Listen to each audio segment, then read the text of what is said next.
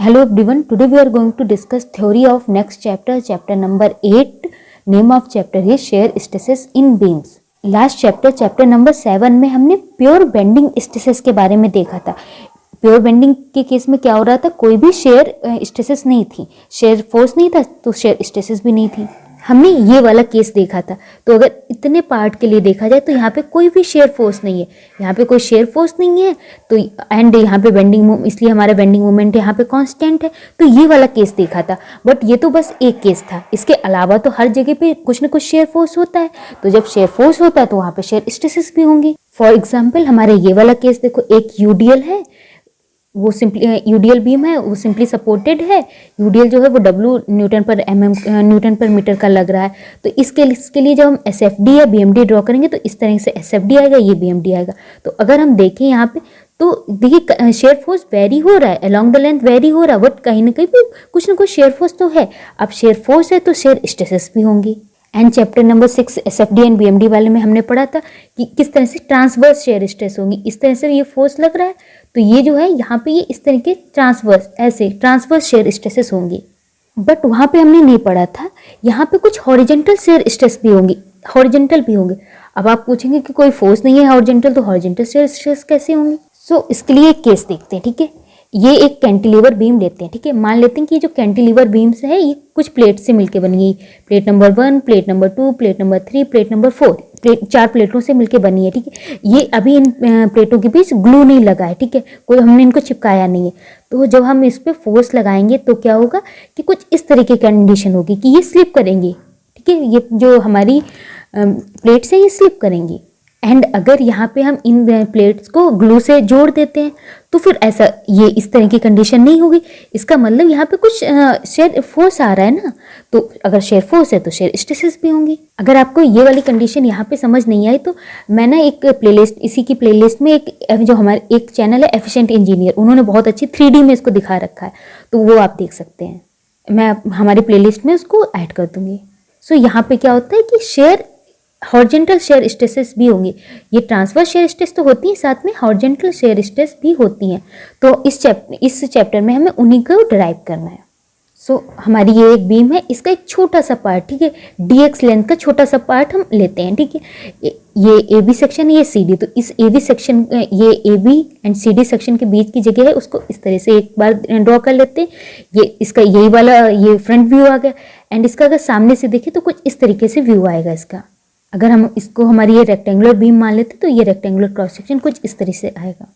इसको हम ऐसे भी समझ सकते हैं कि अगर मान लें ये हमारी बीम है, ठीक है, एंड ये इतना पार्ट जो हमारा ये DX है, तो हमने क्या किया, एक बार इस DX को, एक बार इस जो ये DX है इसको एक बार ऐसे ही रख दिया, एंड एक बार इसको हमने ये ऐसे सामने से देख रहे हैं, ठीक है।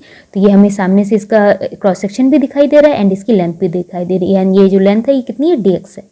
नाउ इन दोनों को एनालाइज करते हैं। हम क्या करते हैं कि जो हमारी न्यूट्रल एक्सेस है इससे y1 लेंथ ऊपर कोई लेयर लेते हैं, ठीक है, ये लेयर लेते हैं। एंड अगर इसको यहाँ पे देखेंगे तो ये लेयर y1 लेंथ के ऊपर ये वाली जो लेयर है ये इस तरीके से, देखिए कुछ इस तरीके की ये जो लेयर होगी, ये यहाँ से ऐसे इसको मिलाते हैं। ये वाली जो लेयर है ये नीचे बनी, इस लेयर की बात कर रहे हैं हम। इसको हम अगर EF मान लेते हैं तो अगर सेक्शन इस जो EF हमारी जो ये वाली EF वाली जो लेयर है इस पे अगर हम AB पे फोर्स, शेयर फोर्स को F मान लेते हैं एंड बेंडिंग मोमेंट को M मान लेते हैं। यहाँ पे हमने shear force and bending moment F and M मान लिए, तो इसके यहाँ पे अगर थोड़ी सी दूरी पे ले रहे हैं तो क्या हो जाएंगे, FDF एंड MDM, क्योंकि ये कितनी डिस्टेंस DX पे ले रहे हैं तो यहाँ पे थोड़ा सा बढ़ जाएगा, DF एंड DM हो जाएंगे, FDF एंड MDM, ये shear force and bending moment हो जाएंगे। नाउ जो हमारी ये EF लेयर है इसके ऊपर वाले पार्ट को देखते हैं, ठीक है। ये इतना जो ये सारा पार्ट है, जो ऊपर वाला जो पार्ट है इसको एनालिसिस करते हैं, ठीक है। मान लेते हैं कि देखिए ये ऊपर वाला, ठीक है, मान लेते हैं कि ये कुछ रेशों से मिलके बनेंगे, ये इस तरीके से रेशों से मिलके बने होंगे। तो उसमें से एक जो ये रेसे होंगे क्या होंगे, बहुत पतले से सिलेंडर टाइप के होंगे, तो उसको एक को मान लेते हैं, कोई एक रेशा मान लेते हैं एट अ डिस्टेंस y, ठीक है, न्यूट्रल एक्सिस से इसकी डिस्टेंस कितनी है, y है। नाउ इसको एनालिस करते हैं, ठीक है। जो हमने ये एलिमेंटल सिलेंडर माना है, मान लेते हैं इसका जो क्रॉस सेक्शन है ये dA है, एंड लेंथ तो हमें पता है, हमने अभी कितनी मानी लेंथ, dx मानी, तो इसकी भी लेंथ जो होगी वो dx ही होगी। नाउ अगर बेंडिंग स्ट्रेसेस की बात करें तो अगर हम मानते हैं कि सिग्मा जो बेंडिंग स्ट्रेस है वो यहाँ पे जो इसका एवी सेक्शन है, यहाँ पे अगर सिग्मा बेंडिंग स्ट्रेस लग रही है तो ये जो CD वाला सेक्शन है इस पे कितनी लग रही होगी, सिग्मा प्लस डी सिग्मा लग रही होगी। एंड लास्ट चैप्टर में हमने बेंडिंग स्ट्रेसेस के बारे में अच्छे से पढ़ा था। बेंडिंग स्ट्रेसेस क्या होती, देखिए बेंडिंग इक्वेशन हमने पढ़ी थी, m/i equal to sigma upon y equal to E/r। तो यहाँ से अगर हम सिग्मा की वैल्यू, बेंडिंग स्ट्रेस की वैल्यू निकालें तो वो हमारी ये आएगी। नाउ हमारी ये जो दोनों सेक्शन है AV सेक्शन एंड CD, अगर इनको फिर से देखें तो section AV and section CD पे देखें तो अगर sigma equal to m/i y AB पे हमारी बेंडिंग स्ट्रेस हो गई, तो CD पे क्या हो जाएगी, सिग्मा प्लस डी सिग्मा है। एंड यहाँ पे बेंडिंग मोमेंट कितना, यहाँ पे बेंडिंग मोमेंट m था, यहाँ पे कितना है m प्लस dm, तो वो पुट कर दिया। तो ये हमारी बेंडिंग स्ट्रेस आ गई CD पे, एंड ये हमारी बेंडिंग स्ट्रेस आ गई AB पे। ना हमारे पास स्ट्रेसेस हैं तो हम फोर्स बहुत इजीली निकाल लेंगे। फोर्स क्या होता है, स्ट्रेस इनटू एरिया होता है। एरिया यहाँ पे हमारा क्या है, डी है, यहाँ पे भी डी है, यहाँ पे भी डी है, तो एरिया से मल्टीप्लाई कर देंगे तो हमें फोर्स मिल जाएगा। अगर ये दोनों फोर्स देखें हम, A B and C D पे फोर्स देखें तो ये इक्वल नहीं है ना, मीन्स अनबैलेंस्ड फोर्स है।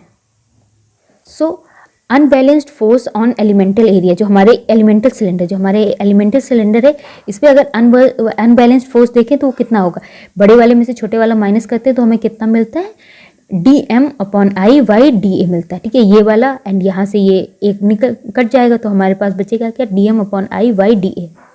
सो ये वाला अनबैलेंस फोर्स तो इस वाले सिलेंडर के लिए है, इस एलिमेंटल सिलेंडर के लिए। अगर टोटल ये जो EF से ऊपर टोटल जो हमारा पोर्शन है, इसमें अगर हमें निकालना है कितना अनबैलेंस फोर्स होगा, तो इसके लिए हमें क्या करना होगा, इसको इंटीग्रेट करना होगा। So total unbalanced force above the level EF level के above एंड बिटवीन, किसके between, section AB and CD के बीच क्या होगा, तो उसके लिए हमें जो सिलेंडर का फोर्स था उसको हमें इंटीग्रेट कर देना होगा। जब हम इसको इंटीग्रेट करेंगे तो dm/i कांस्टेंट है, बाहर निकलाएंगे, अंदर क्या बचेगा, y इंटू dA। अगर हम देखें कि स्मॉल एरिया dA को जब हम इंटीग्रेट करेंगे तो टोटल हमें ये जो इतना वाला जो एरिया है ये मिल जाएगा। अगर हम इस एरिया को, ये जो इतना एरिया है ये मिल जाएगा, अगर इसको हम A मान लें तो dA की जगह पे हमें A मिल जाएगा। एंड y को इंटीग्रेट करेंगे, तो जब y को इंटीग्रेट करेंगे तो क्या मिलेगा, जो हमें ये वाला जो एरिया A है इसका जो CG होगा वो हमारा y का इंटीग्रेशन हो जाएगा। सो y dA को इंटीग्रेट करने के बाद हमें क्या मिलेगा, y डैश इंटू A मिलेगा। यहाँ पे जो A हमारा है वो क्या है, area of the section above the EF level. EF level के ऊपर जो एरिया है, क्रॉस सेक्शन का एरिया है वो है, एंड y डैश क्या है, जो हमारा ये A है उसका CG है, distance of the CG of the area A from neutral axis. And ये कहाँ से डिस्टेंस है, न्यूट्रल एक्सिस से। यहाँ से हम समझ सकते हैं ये हमारा क्रॉस सेक्शन है जो हमने बीम मानी है, तो ये जो एरिया है ये हमारी जो EF लाइन थी, ये वाली जो रेड से दिख रही है ये EF लाइन थी, इसके ऊपर का जो एरिया है ये हमारा A है, एंड इस एरिया का जो CG होगा न्यूट्रल एक्सिस से वो हमारा y डैश है। नाउ ये जो टोटल अनबैलेंस्ड फोर्स है इसको अगर हम यहाँ पे देखें तो ये जो ये लाइन है इसके ऊपर वाला जो एरिया है इतना वाला, ये इसमें यहाँ पे कुछ फोर्स लग रहा था एंड यहाँ पे कुछ फोर्स लग रहा था, तो दोनों इक्वल थे नहीं, तो इसका मतलब अनबैलेंस्ड फोर्स था। अनबैलेंस्ड फोर्स कितना है, इतना अनबैलेंस्ड फोर्स लग रहा है। तो अगर इस तरफ की तरफ ये इतना फोर्स लग रहा होगा तो ये क्या कर रहा होगा, इसको आगे की तरफ बढ़ा रहा होगा, यानी यहाँ तो फेलियर हो रहा है। लेकिन अगर फेलियर नहीं हो रहा है यहाँ पे तो इसका मतलब क्या है कि यहाँ पे कुछ अपोजिट में कोई फोर्स लग रहा है। जनरली तो हमारी क्या होती है, बीम जो इस तरह की बीम होती है, ये अगर फेल नहीं हो रही है तो इसका ये फेल क्यों नहीं हो रही है, यहाँ पे तो अनबैलेंस फोर्स है, इसको फेल हो जाना चाहिए। अगर ये फेल नहीं हो रही है इसका मतलब है कि यहाँ पे अपोजिट कोई फोर्स लग रहा है।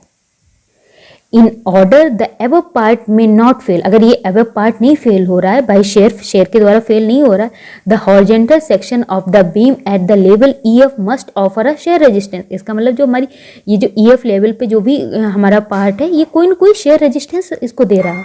अगर हम कंसीडर करते हैं कि ये हमारी जो यहाँ पे स्ट्रेस लग रही होगी ये अगर टाउ है, ये शेयर स्ट्रेस टाउ लग रही है, तो हमें पता है शेयर रेजिस्टेंस इक्वल टू क्या होगा, टोटल अनबैलेंस्ड फोर्स होगा। यहाँ पे हमने स्ट्रेस को टाउ माना है, टाउ इंटू DA, जो एरिया है इसको अगर हम DA ले लें इक्वल टू क्या हमारा हो जाएगा, टोटल अनबैलेंस्ड फोर्स हो जाएगा। अब ये DA जरा निकालते हैं। ये हमारा डी एरिया कौन सा होगा, ये जो हमारी लेयर थी ना इसी लेयर का तो एरिया होगा, तो इस लेयर की जो ब्रेथ है वो v है एंड जो लेंथ है वो dx है, तो एरिया क्या हो जाएगा v dx हो जाएगा। सो एरिया की जगह पे हम v dx रख सकते हैं। यहाँ से टाउ को अगर हम अकेला करेंगे तो हमें ये मिलेगा, ठीक है। तो इसको थोड़ा और रीअरेंज करते हैं, dx को इधर ले आते हैं, i को इधर ले आते हैं, तो हमें क्या मिल रहा है dm अपॉन dx। एंड यहाँ पे ये dm अपॉन dx क्या रिप्रेजेंट कर रहे हैं, मोमेंट को डिफ्रेंशिएट कर रहे हैं विद रिस्पेक्ट टू x। जब मोमेंट को डिफ्रेंशिएट करेंगे तो हमें क्या मिलेगा, शेयर फोर्स मिलेगा। तो इसकी जगह पे हम f लिख सकते हैं, शेयर फोर्स f लिख सकते हैं। तो tau equal to F A y dash upon I B, ये हमें मिल रहा है जो हमारी shear stress, horizontal shear stress है, उसका ये फॉर्मूला होगा। जो हमने स्टार्टिंग में बात की थी कि यहाँ पे कुछ हॉरिजेंटल शेयर स्ट्रेस भी लग रही होंगी, तो उसकी वैल्यू हमने फाइंड कर ली, या इस केस में जो हॉरिजेंटल शेयर स्ट्रेस लग रही है उसकी वैल्यू हमने फाइंड कर ली। ये वाला जो पोर्शन है ये आप प्लीज़ जो एफिशिएंट इंजीनियर की वीडियो है उसको भी देख लें, तो बहुत अच्छे से आपको समझ आ जाएगा। नाउ जो अबव शेयर स्ट्रेस है given is the horizontal shear stress, ये कौन सी हॉरिजेंटल शेयर स्ट्रेस है, at a distance y1 distance from the neutral axis. ये कहाँ पे, न्यूट्रल एक्सिस से y1 डिस्टेंस पे है। But the principle of complementary shear का प्रिंसिपल क्या कहता है, the horizontal shear stress is accompanied by a vertical shear stress tau of the same quantity. जो हमारी हॉरिजेंटल जो हमारी स्ट्रेस हमने निकाली है इसी के बराबर एक वर्टिकल शेयर स्ट्रेस भी होगी, सेम अमाउंट की, सेम क्वांटिटी की। So this is the derivation for shear stresses in beams. इसके बाद हम इससे रिलेटेड क्वेश्चन करेंगे। Thank you.